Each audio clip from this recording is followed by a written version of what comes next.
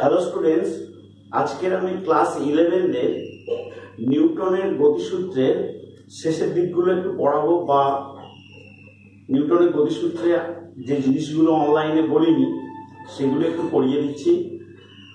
তো আজকের ইন্টিগ্রেশন বা ক্যালকুলাস করার কথা ছিল, ওটা অনলাইনেই করিয়ে দেব। তো আপাতত দেখো, নিউটনের গতিসূত্রে পড়াচ্ছি কি অলিক বল বা সিউডো ফোর্স। ঠিক আছে, অলিক বল বা সিউডো ফোর্স পড়াবার আগে আমাকে জানতে হবে নির্দেশ ফ্রেম। ঠিক আছে, তাহলে নির্দেশ ফ্রেম, নির্দেশ ফ্রেম কি এবং নির্দেশ ফ্রেম কয় প্রকার, কিভাবে কি রকম কাজ করে লক্ষ্য করো। নির্দেশ ফ্রেম হলো যার সাপেক্ষে অন্য কোনো বস্তুর গতির বা স্থিতি আলোচনা করা হবে। ঠিক আছে, যার সাপেক্ষে অন্য কোনো বস্তুর গতি বা স্থিতি আলোচনা করা হবে, সেই অংশ বা সেই ফ্রেমকে বলা হবে নির্দেশ ফ্রেম। নির্দেশ ফ্রেম মূলত দুই প্রকার।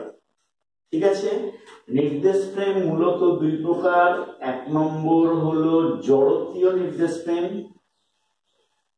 জড়তীয় নির্দেশ ফ্রেম, আর একটা হলো অজড়তীয়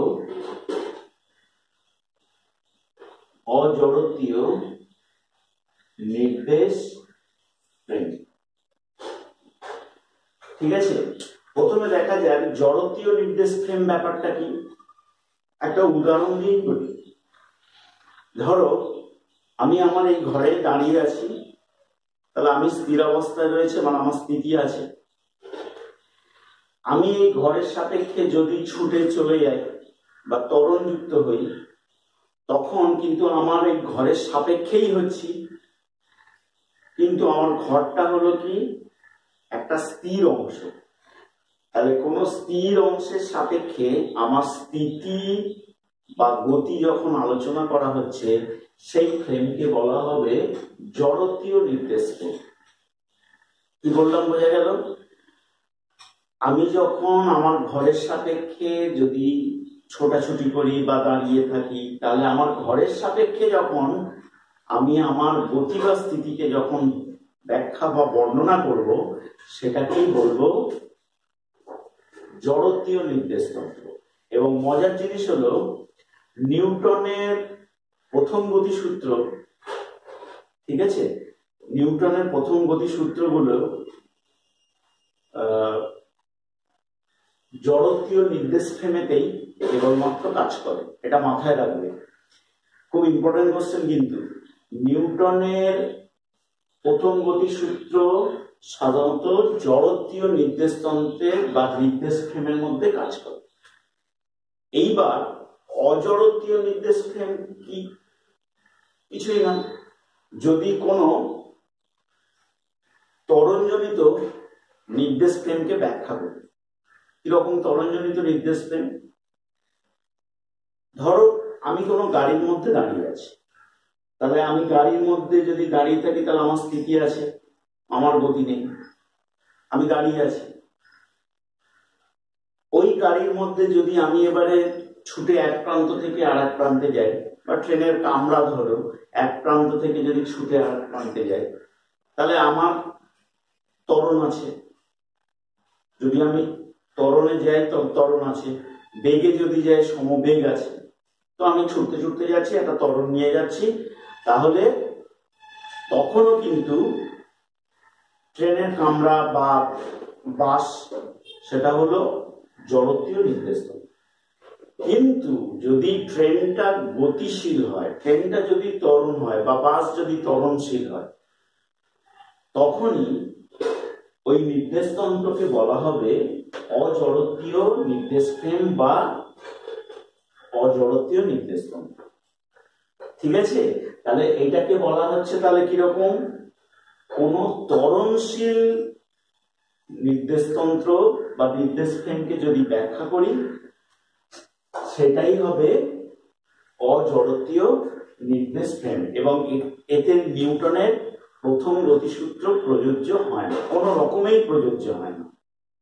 ঠিক আছে, তো এই যে অলিভ বলটা যেটা শিখবো, এই অলিভ বলটা অলওয়েজ অজড়তীয় নির্দেশ ফ্রেমের মধ্যে ক্রিয়াশীল হয়, অজড়তীয় নির্দেশ ফ্রেমের মধ্যে ক্রিয়াশীল হয়। কিরকম অজড়তীয় নির্দেশ ফ্রেম? লক্ষ্য করো, ধরো এ একটা গাড়ি, ঠিক আছে, একটা গাড়ি, এই গাড়িটা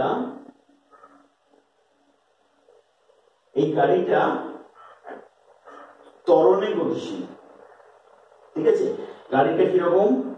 এ ত্বরণ নিয়ে অনুভূমিক রাস্তা বরাবর গতিশীল।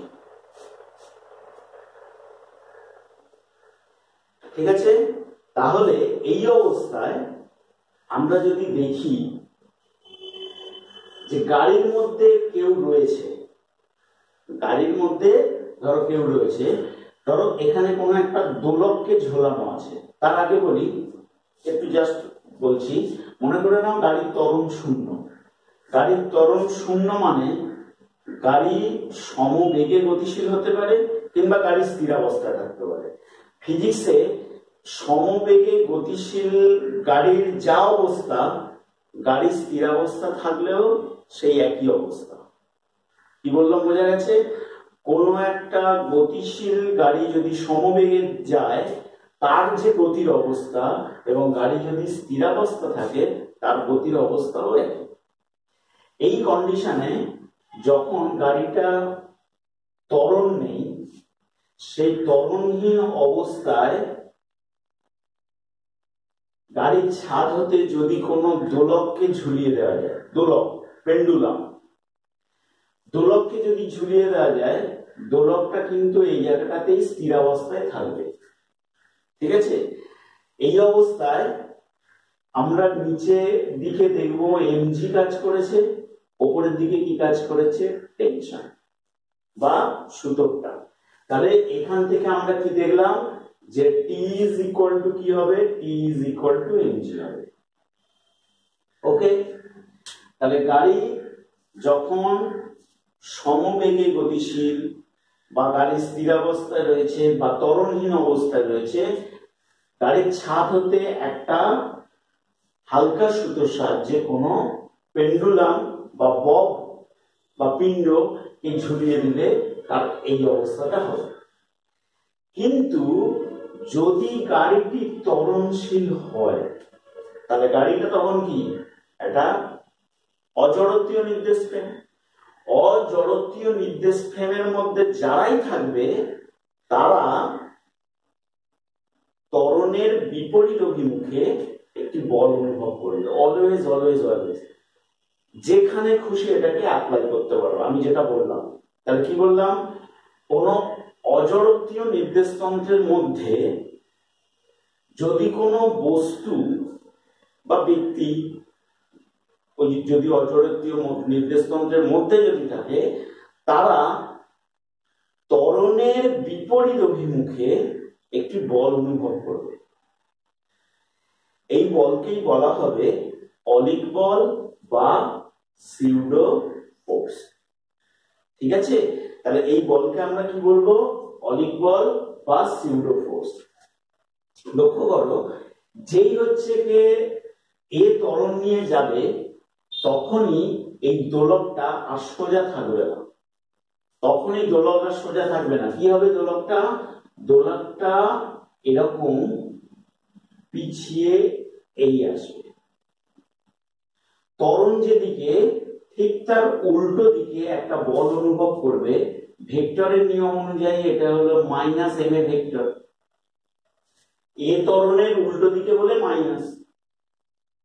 তাহলে এই যে বলটা অনুভব করলো, এটাকেই বলা হচ্ছে কি? অলিক বল।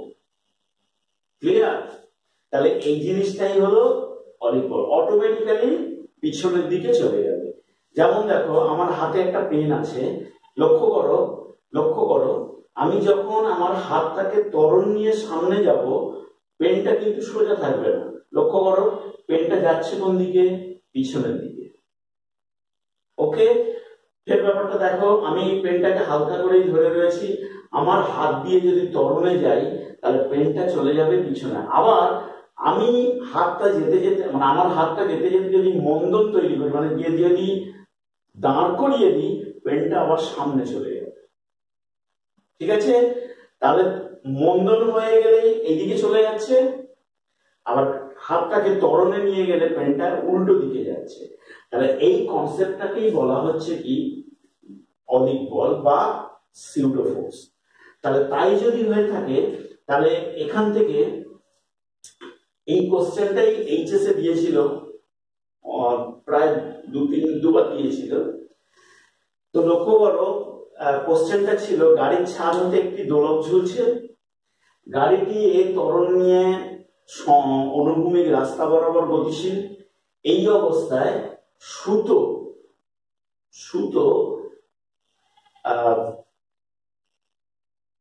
উলম্ব রেখার সঙ্গে কত কোণ উৎপন্ন করবে সেটা নির্ণয় করো। ঠিক আছে, তাহলে সুতো উলম্ব রেখার সঙ্গে কত কোণ উৎপন্ন করবে। সাপোজ কোণ উৎপন্ন করলো ধরি থিটা, তাহলে থিটা কোণ উৎপন্ন করবে। এই অবস্থায় নিচের দিকে কাজ করবে কি W is equal to mg। সুতোর টান কোন দিকে, সুতোর টান এদিকে। দেখে নাও সুতোর টান কি কাজ করবে, always away from the body, তাহলে বস্তু অপেক্ষা দূরের দিকে কাজ করবে। এই কন্ডিশনে সুতোর টানকে দুটো উপাংশে ভাগ করব। দেখে নাও এই অ্যাঙ্গেলটা থিটা হলে এই অ্যাঙ্গেলটাও থিটা, একান্তর কোণ। তাহলে সুতোর টানকে দুটো উপাংশে ভাগ করব, এটা অবশ্যই কত টি cos থিটা, আর এই বরাবর কি কাজ করবে টি sin থিটা। তাহলে উপরের দিকে টি cos থিটা, এদিকে টি sin থিটা। তাহলে দেখো এই ফোর্সটা একে ব্যালেন্স করে, তাহলে টি cos theta is equal two mg, R T sin theta কাকে ব্যালেন্স করে, টি sin theta is equal two ma। Minus দিলাম না, জাস্ট ফর মড নিয়েছি, ভ্যালু নিয়েছি। তাহলে টি sin theta is equal two ma R T cos theta is equal two mg। আমি যদি 2 divided by 1 নম্বর করি, তাহলে টি sin theta divided by T cos theta is equal two কি লেখা যায়, ma বাই mg। mm কেটে গেল, তাহলে tan থিটা কত আসবে, tan theta is equal two আসবে a বাই g। তাহলে থিটা কত আসবে, tan inverse a by g। তাহলে এটাই হয়ে গেল অলিক বল, উলম্ব রেখার সঙ্গে সুতো কত কোণ তৈরি করবে। দেখে নাও খুব ইম্পর্টেন্ট একটা প্রুফ। ঠিক আছে, তাহলে গাড়িটা ক্ষেত্রে কি অজড়ত্বীয় নির্দেশ ফ্রেম, অজড়ত্বীয় নির্দেশ ফ্রেমের মধ্যে যে কোনো বস্তু বা ব্যক্তি ত্বরণের বিপরীত অভিমুখে একটি বল অনুভব করে, সেই বলকেই বলা হবে কি অলিক বল বা সিউডো ফোর্স। ওকে, আচ্ছা এইবারে দেখো, তাহলে এটা দেখে নিও, খুব ইম্পর্টেন্ট একটা প্রমাণ। সেম জিনিস, একই জিনিস আমি যদি একটা পাত্রের মধ্যে কিছুটা জল নিই, ধরো পাত্রের মধ্যে এই পাত্রের মধ্যে যদি কিছুটা জল নিই, এই পাত্রটা যদি স্থিরাবস্থায় থাকে বা সমবেগে যদি গতিশীল হয়, পরিষ্কার বাংলা কথা, যদি ত্বরণ না থাকে, তাহলে পাত্রটা এক্ষেত্রে কি জড়ত্বীয় নির্দেশ তন্ত্র হিসেবে কাজ করবে বা জড়ত্বীয় নির্দেশ ফ্রেম হিসেবে কাজ করবে। এই কন্ডিশনে কি হচ্ছে, জল যেমন অবস্থায় আছে তেমন অবস্থায় থাকবে, কিন্তু যদি পাত্রটাকে নিয়ে এ সমতরণে গতিশীল হয়, তখন জলটা এরম হয়ে যাবে। দেখবে এরকম জয়েন্টেরও কোশ্চেন আছে, পাত্রের জলটা এদিকে হয়ে যাবে। বাড়িতে নিজেরাই দেখবে, একটু জল, বোতলে জল নিয়ে বোতলটাকে ত্বরণে নিয়ে যাও, একটু ধীরে ধীরে বেগ বাড়াও, দেখবে জল কখনোই সোজা থাকবে না, জল একটু হেলে যাবে। তাহলে এই যে কনসেপ্ট, তাহলে এক্ষেত্রে পাত্রটা হলো কি অজড়ত্বীয় নির্দেশ ফ্রেম। সেই অজড়ত্বীয় নির্দেশ ফ্রেমের মধ্যে যে জলটা রয়েছে সে কি করছে, ত্বরণের বিপরীত অভিমুখে একটা বল অনুভব করছে, that is equal two ma। ঠিক আছে, এটাই হলো কি বল, এটা হলো অলিক বল। ঠিক আছে, এই অবস্থায় কত নিচের দিকে কাজ করেছে w ইকুয়াল টু mg। ঠিক আছে, এটা জল, এই অবস্থায় কাজ করেছে w ইকুয়াল টু mg। তাহলে এখন কোশ্চেনটা হলো, এক্ষেত্রে জল পাত্রের ধরো এই তলের সঙ্গে কত কোণ করবে, যদি আমি দেখি, ধরো এই কোণটা হয়েছে থিটা। দেখো এটা অনেকটা নততলের মতো হয়ে গেছে, এবারে ফিজিক্সের নিয়মে দেখো, এ একটা ভেক্টর, এদের দুজনের একটা রেজাল্টেন্ট বা লব্ধি কাজ করবে এই ডিরেকশনে। তাহলে এটা হচ্ছে কি লব্ধি বল। তাহলে এই দুটো ভেক্টরের লব্ধি এটা। তাহলে এই যে লব্ধিটা কাজ করেছে, এটা কোথায়, পাত্রের দেওয়ালের উপর কাজ করেছে। প্রত্যেক ক্রিয়ার সমান এবং বিপরীত প্রতিক্রিয়া আছে, নিউটনের থার্ড ল। তাহলে এটাকে যদি আমি ক্রিয়া ধরি, তাহলে এটা তার হবে কি আছে, প্রতিক্রিয়া। আর এন ধরতে পারো, যা খুশি। তাহলে এটাকে ক্রিয়া যদি ধরি, এটা তাহলে প্রতিক্রিয়া। এইবারে লক্ষ্য করো, প্রতিক্রিয়াকে আমি দুটো উপাংশে ভাগ করব, এই একটা, এই রিঅ্যাকশনটাকে দুটো উপাংশে ভাগ করব। ওকে, তাহলে এটা যদি আর হয়, এবারে এখান থেকে লক্ষ্য করো, এই অ্যাঙ্গেলটা যদি থিটা হয়, তাহলে এই অ্যাঙ্গেলটাও কত হবে, এক মিনিট, এই অ্যাঙ্গেলটা একটু থিটা ছোট করে আঁকলাম। ঠিক আছে, আবার বলছি, এটা হচ্ছে কি লম্ব হয়ে আছে, ধরো এখানটা আঁকাটা একটু এরকম, এটা লম্ব আর।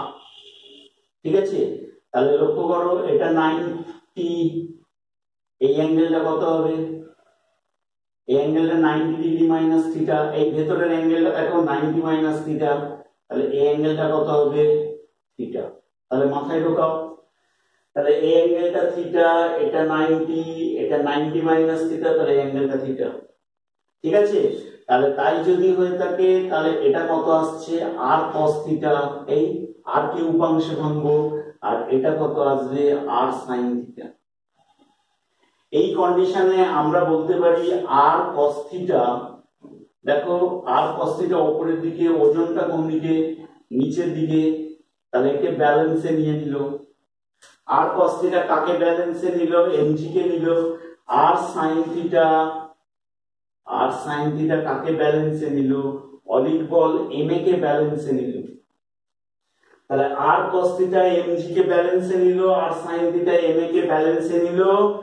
আর sin theta divided by R cos theta is equal two কত, ma বাই mg। ঠিক আছে, তাহলে tan theta is equal two কত, a বাই g। সেম আগের যা আনসার এটাও তাই। তাহলে এখান থেকে কত, theta is equal two tan inverse a by g। ঠিক আছে, tan inverse a by g। তাহলে দেখবে পুরনো যদি দুয়ারি মাইতির, মজুমদার মাইতির বই থাকে, মানে পুরনো ছায়া প্রকাশনী বইতে এরকম একটা অঙ্ক ছিল, নতুন বইতে ভাই আছে কিনা বলতে পারবো না, তবে বেসিক জিনিসটা এটাই। আবার বলছি, এখানে যদি অ্যাঙ্গেলটা বুঝতে অসুবিধা হয়, বাড়িতে একটু পরিষ্কার করে আঁকবে, একে জ্যামিতিক যে নিয়ম আছে সেটাকে অ্যাপ্লাই করো, এই অ্যাঙ্গেলটা থিটা হবে, এই অ্যাঙ্গেলটা থিটা হবে। ঠিক আছে, দেখে নাও। তাহলে এই হলো ব্যাপার। তাহলে এটাও একটা খুব ইম্পর্টেন্ট একটা অলিক বলের ব্যাপার বললাম। তাহলে এটা মুছছি। এখান থেকে দেখো, এখান থেকে দেখো নততলের একটা জিনিস করায় অলিভ বলের নততলের একটা জিনিস করাই। ধরো কোন অমসৃণ নততল রয়েছে, ঠিক আছে, মসৃণ নয়, ভুল বলছি, সরি, আমরা নিউটনের গতিসূত্রে যা কিছু পড়বো সবই মসৃণ, ঠিক আছে।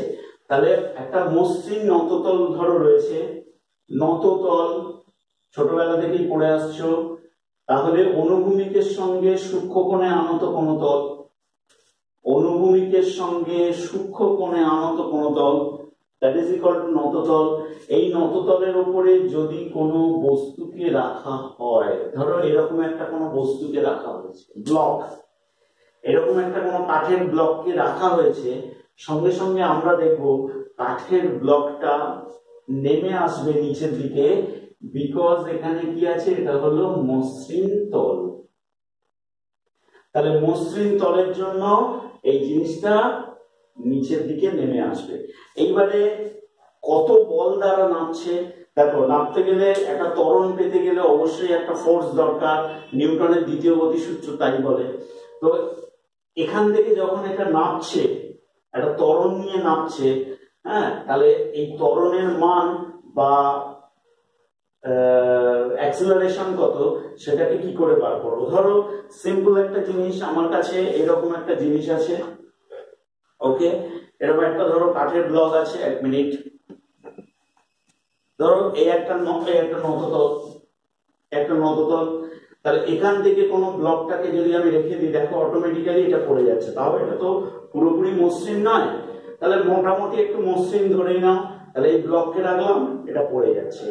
এখন কোন বল দ্বারা এটা পড়বে, এই বস্তুটা কোন বল দ্বারা নিচের দিকে পড়ছে সেটা আমরা ফার্স্ট বার করি।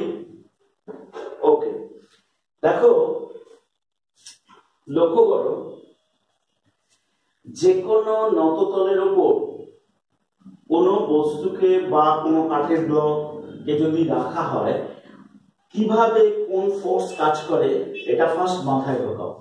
তাহলে এটা হলো এই বস্তুটার ভারকেন্দ্র, মানে এই যে টোটাল বস্তুটা সেন্টার, ধরো এটা, এখান থেকে কি কাজ করছে, এর ওয়েট কাজ করছে, কি কাজ করছে,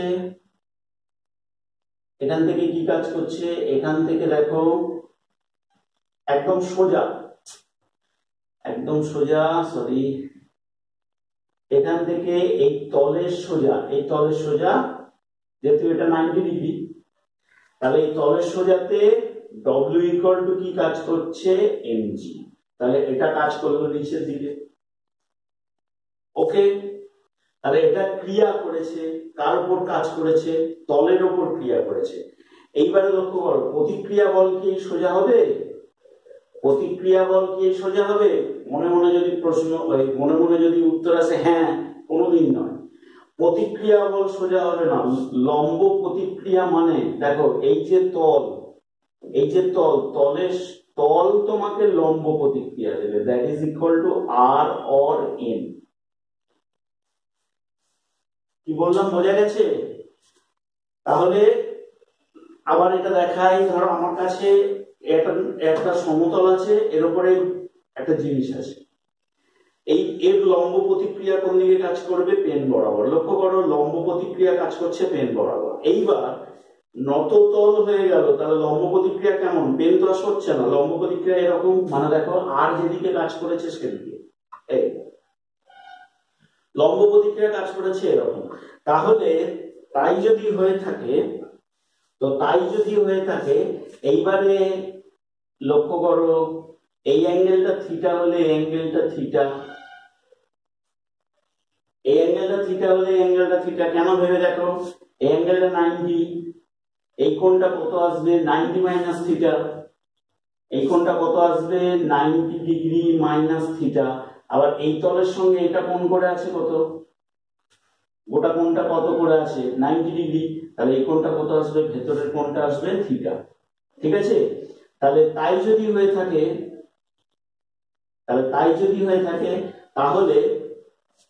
তাহলে এই অ্যাঙ্গেলটা থিটা পেয়ে গেলাম। এইবার লক্ষ্য করো,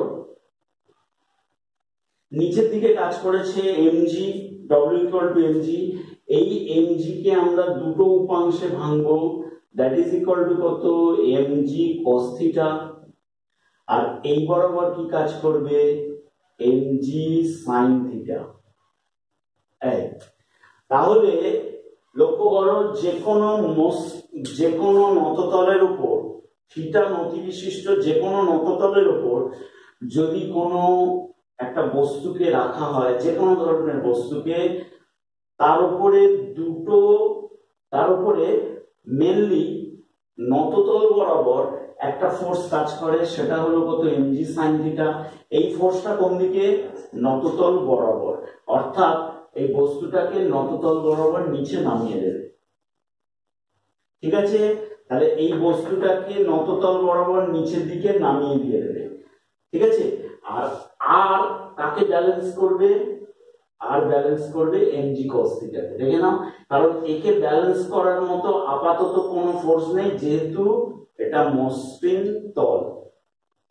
তাহলে বস্তুর উপর প্রযুক্ত বল কত, বা নততল বরাবর বস্তুর উপর বল কত, নততল বরাবর বস্তুর উপর বল কত হবে, MA. MA is equal two কত হবে, এমজি সাইন থিটা। এটাই হবে নততল বরাবর বস্তুর উপর প্রযুক্ত ফোর্স। তাহলে এ কত আসবে, জি সাইন থিটা। তাহলে এটাই হবে নততল বরাবর এই বস্তুটার ত্বরণ। তাহলে মনে রাখো, কোন মসৃণ নততল বরাবর কোন বস্তুর ত্বরণ কি হয়, a equal to g sine theta. এবার থিটার ভ্যালু যা দেওয়া থাকবে তাই বসাবে।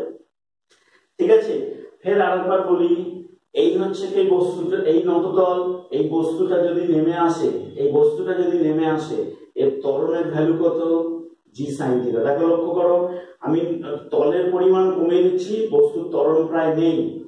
তলের পরিমাণ কমিয়ে দিচ্ছি, বস্তুর ত্বরণ প্রায় নেই, কিন্তু তল যত খাড়া করে দেবো, অ্যাঙ্গেল যত বাড়িয়ে দেবো, সাইন থিটার ভ্যালু বেড়ে যাবে। সাইন থিটার ভ্যালু বেড়ে গেলে ত্বরণ আরো বেশি হবে।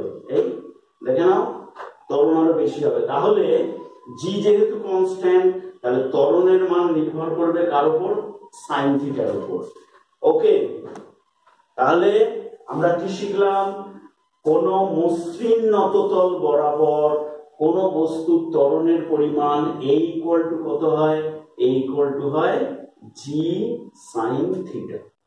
ওকে, তাহলে বস্তুটা নিচের দিকে পড়ে যাচ্ছে।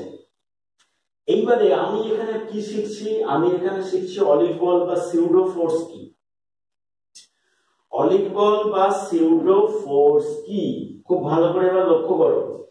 যে কোশ্চেনটা বলছি বা যেটা শেখাচ্ছি, এটা যে কোনো জয়েন্টের বইতে পাবে, এবং জয়েন্টেও পড়েছিল।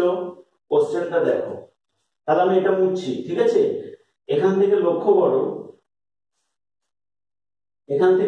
করো, মনে করো আমি এই বস্তুটাকে এখানেই রেখে দিতে চাই, বস্তুটা যেখানে আছে সেখানেই রাখতে চাই। তাহলে আমাকে কি করতে হবে, এই নততলটাকে একটা ত্বরণ দিতে হবে, এবং কিরকম ত্বরণ দিচ্ছি দেখো, এই লাল কালি দিয়ে দিচ্ছি। তাহলে এই ত্বরণটা হলো এ। তাহলে এটা কার ত্বরণ, এখানে না দিয়ে তাহলে এখানে দিলাম। তাহলে নততলকে এই ডিরেকশনে একটা ত্বরণ দিলাম। তাহলে নততল তাহলে কি হয়ে গেল, অজড়ত্বীয় নির্দেশ ফ্রেম। আগে নততল দাঁড়িয়ে ছিল, জড়ত্বীয় ছিল, এখন নততলকে একটা এ ত্বরণ দিয়ে অ্যাক্সিলারেট করলাম, তাহলে যেই এ ত্বরণ দিয়ে অ্যাক্সিলারেট করব, সঙ্গে সঙ্গে এই অজড়ত্বীয় ফ্রেমের মধ্যে যারাই অবস্থিত, তারাই ত্বরণের বিপরীত অভিমুখে একটা বল অনুভব করবে। অর্থাৎ এই ব্লকটা উল্টো দিকে একটা বল অনুভব করবে। দ্যাট ইজ ইকুয়াল টু কি বল, এটাই হলো অলিক বল। ওকে, তাহলে ত্বরণের বিপরীত অভিমুখে তাহলে এই ব্লকটা একটা বল অনুভব করলো, সেই বলটাকে আমরা কি বলবো? অলিক বল বা সিউডো ফোর্স। এখন আমি যদি দেখো এই অলিক বলটাকে ভাঙি, এই অলিক বলটাকে যদি আমি দুটো উপাংশে ভাঙি, আমি লাল কালার দিয়ে যেগুলো করছি সবই অলিক বলের উপাংশ, তাহলে এখান থেকে লক্ষ্য করো এই অ্যাঙ্গেলটা থিটা হলে এই অ্যাঙ্গেলটাও কত হবে? এই অ্যাঙ্গেলটাও থিটা হবে। দেখে দেখো, এইটা যদি ফোর্স ধরি তাহলে এই অ্যাঙ্গেলটাও কি হবে? এটাও হবে থিটা। ঠিক আছে, দেখে দেখো, যদি জ্যামিতিক নিয়মে শেখাই, লক্ষ্য করো এই যে কালো কালার আর এই যে লাল কালার, এটা টোটাল অ্যাঙ্গেলটা কত? এখান থেকে এই টোটাল অ্যাঙ্গেলটা কত? এটা 90 ডিগ্রি। তাহলে 90 ডিগ্রির মধ্যে এইটুখানি থিটা, এই জাস্ট এইটুখানি থিটা, তাহলে এখান থেকে এটা কত আসবে? 90 ডিগ্রি মাইনাস থিটা। ওকে, তাহলে এটা 90 ডিগ্রি মাইনাস থিটা হলে তাহলে এই কোণটা কত হবে?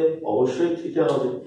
তাহলে তাই যদি হয়ে থাকে তাহলে এম এ কে দুটো উপাংশে ভাঙলাম, that is equal to m a cos theta, আর এই বরাবর কি কাজ করছে? M a sine theta. দেখো একদম ক্লিয়ার কিনা? তাহলে লাল কালার দিয়ে যেগুলো করেছি এগুলো সবই অলিক বলের ব্যাপার। তাহলে অলিক বলকে দুটো উপাংশে ভেঙেছি, that is equal to m a cos theta. এই বরাবর কি কাজ করবে? M a sine theta. M a cos theta কাকে ব্যালেন্সে নেয়? যদি এম জি সাইন থিটাকে ব্যালেন্সে নিয়ে নেয়, ব্যাস এই বস্তু আর নড়বে না, ওখানেই দাঁড়িয়ে থাকবে। অর্থাৎ কোন নততল বরাবর বস্তু পড়ে যাচ্ছে, নততল বরাবর বস্তু পড়ে যাচ্ছে, আমি নততল বরাবর যদি বস্তুটাকে নিচের দিকে, এই নততলটাকে যদি নিয়ে আসি, তাহলে এই দিকে অলিক বল লাভ করবে, তখন বস্তু যেখানে আছে সেখানেই থাকবে। তাহলে এখান থেকে বলা যাচ্ছে যদি ব্লকটি স্থিরাবস্থায় থাকে, স্থিরাবস্থায় থাকে তবে লক্ষ্য করো m g sine theta is equal to m a cos theta.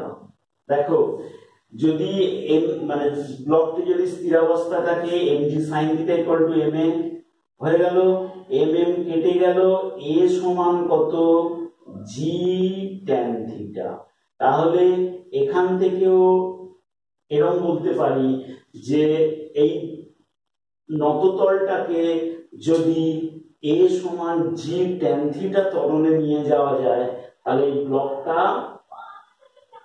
যেখানে আছে সেখানেই দাঁড়িয়ে থাকবে, কোনো ত্বরণ প্রাপ্ত হবে না বা নিচের দিকে পড়ে যাবে না। ওকে, এই অবস্থায় লক্ষ্য করো, আমি যদি দেখাই এই আর ওপরে আর এই দুটো ফোর্স নিচে, আমি যদি প্রতিক্রিয়া বলকে লক্ষ্য করি, আর ইজ ইকুয়াল টু কত আসবে? mg cos theta plus ma sin theta. এই তাহলে এটা আর এই দুটো ফোর্স নিচের দিকে দেখো, এই দুটো ফোর্সকে ব্যালেন্সে রেখেছে। ঠিক আছে, তাহলে এটা একটা জয়েন্টের একটা কোশ্চেন। এখান থেকে আরো ব্যাপারগুলো বলে দেওয়া যায় কিরকম, দেখো আমি এটাকে ব্লু কালারে দেখাচ্ছি। নততলের এই হাইটটা মনে করে নাও এইচ, নততলের এই হাইটটা এইচ। ঠিক আছে, অনুভূমিক বরাবর এটা মনে করে নাও এক্স। ওকে, অনুভূমিক বরাবর এই জিনিসটাকে এক্স ধরে নাও। তাহলে লক্ষ্য করো এখান থেকেও আরেকটা জিনিস শেখাচ্ছি। তাহলে ট্যান থিটা আমি ট্রায়াঙ্গেল থেকে কি পাই? H by x. তাহলে এইচ বাই এক্স, তাহলে এ সমান কত আসছে? G into h by x ত্বরণে গতিশীল ত্বরণ।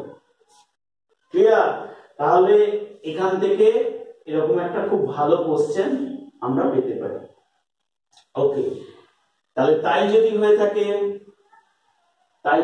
থাকে, হ্যাঁ আবার আরেকটা কথা বলি, কোন কোন বইতে আবার এইটা এক্স দেয়া আছে, নততলের দৈর্ঘ্য এক্স দেয়া আছে, তখন ভূমিটা বার করে নেবে, পাইথাগোরাস ল অ্যাপ্লাই করবে, করলে পেয়ে যাবে ওখানে। ওকে, আচ্ছা এইবারে দেখো তো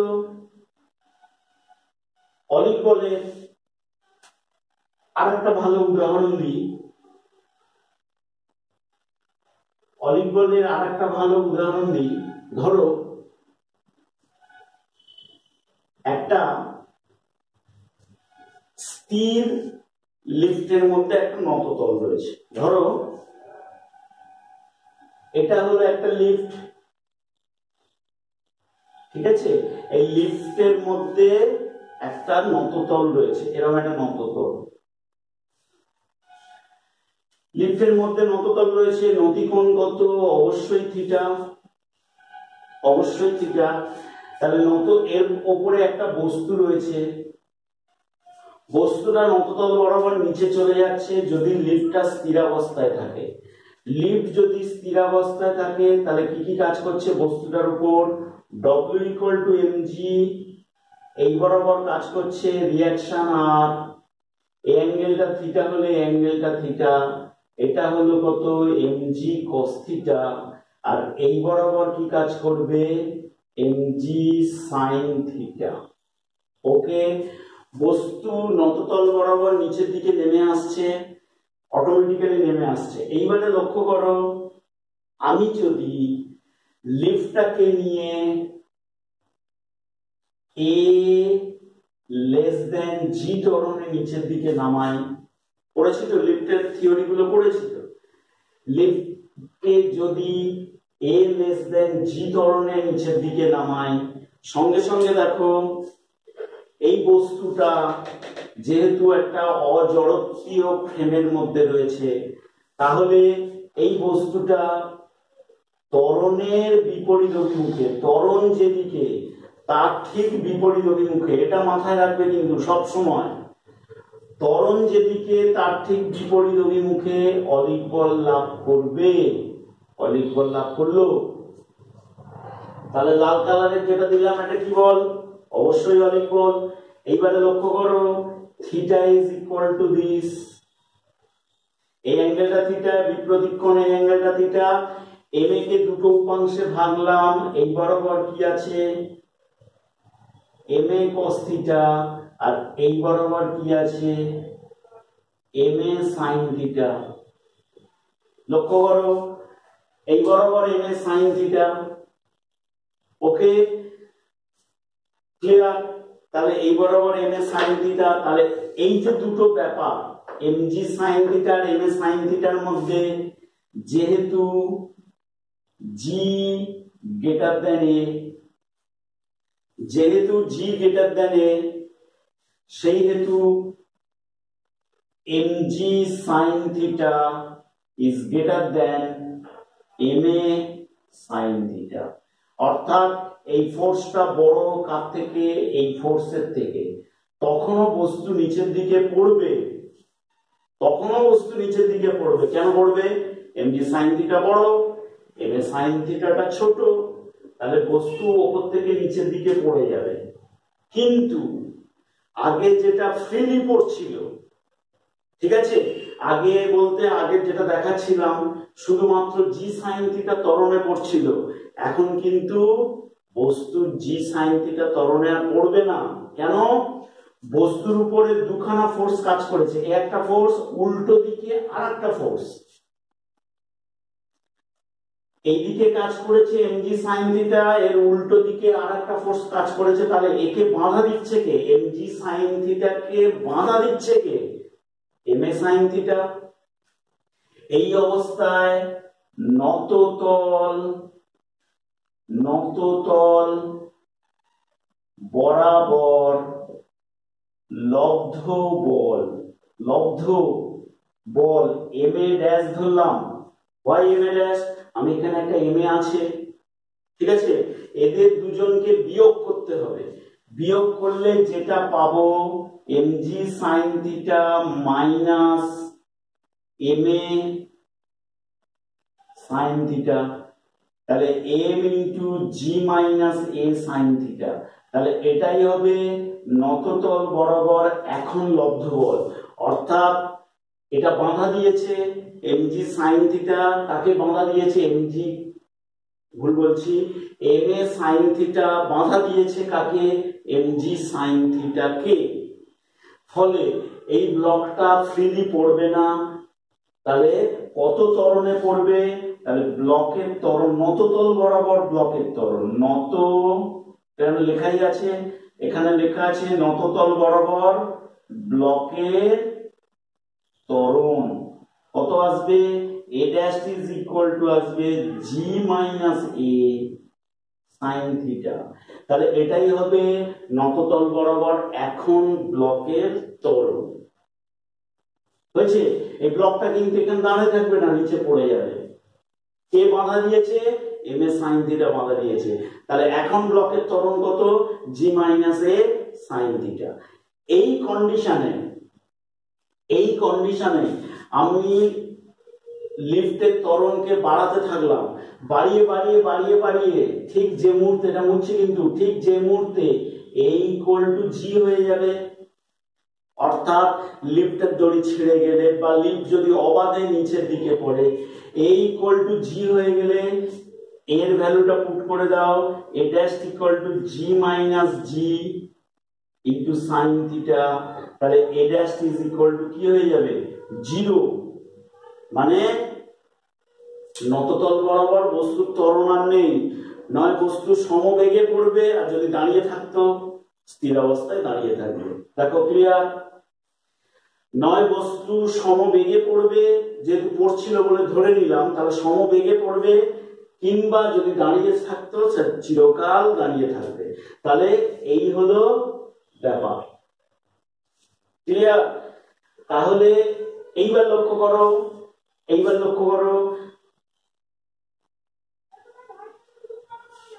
আমি যদি এ ত্বরণ নিয়ে উপরের দিকে পাঠাই,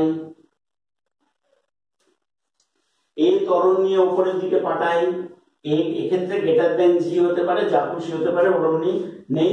আমি শুধু এখানে লিখলাম এ ত্বরণ নিয়ে যদি উপরের দিকে পাঠাই, সঙ্গে সঙ্গে ভেবে দেখো অলিক বল কাজ করবে কোন দিকে, এই যে লাল কালিগুলো যেগুলো করেছিলাম সবই অলিক বলের ব্যাপার, ঠিক আছে। তাহলে অলিক বল কাজ করছে কোন দিকে দেখে নাও, অলিক বল কাজ করছে ত্বরণ যেদিকে তার ঠিক বিপরীত অভিমুখে, অর্থাৎ এই টাই হবে অলিক বল। লাল কালার দিয়ে যেটা করলাম এটা অলিক বল। তাহলে লিফটের ত্বরণ উপর দিকে, অলিক বল কাজ করবে কোন দিকে, নিচের দিকে। এইবারে আবার এই অলিক বলকে যদি ভাঙি, তাহলে লক্ষ্য করো এই বরাবর আসছে কত, ma cos থিটা, আর এই বরাবর আসছে কত, ma sin থিটা। তাহলে দেখো নততলের ওপরের দিকে আর কোনো ফোর্স নেই, নততলের ওপরের দিক বরাবর আর কোনো ফোর্স নেই, অর্থাৎ একে বাধা দেওয়ার আর কেউ নেই। তাহলে দুটো ফোর্সই নততল বরাবর, তাহলে তখন কি হবে, নততল বরাবর লব্ধ বল কত, প্লাস হয়ে যাচ্ছে, দুটো ফোর্সের ডিরেকশন একই দিকে, তাহলে mg sin theta plus ma sin theta. এই অবস্থায় কি আসবে, নততল বরাবর ত্বরণ দাঁড়াবে কত, দিস, নততল বরাবর ত্বরণ দাঁড়াবে a প্লাস g বা g plus a sin theta, অর্থাৎ নততল বরাবর বস্তুর ত্বরণ অনেক বেড়ে যাবে। তাহলে অলিক বলের কনসেপ্টটা তাহলে ক্লিয়ার। আজকের অলিক বলটাই ভালো করে দেখো এবং এক্সারসাইজের যে অঙ্কগুলো আছে ওইগুলো করো। আমার অনলাইনে একটু প্রবলেম হয়ে গেছে, ফাইবারের একটু সমস্যা হয়ে গেছে, একটু ঠিক হয়ে গেলে আমি আবার যেমন অনলাইনে ক্লাস করাচ্ছিলাম করাবো। ওকে, বাই।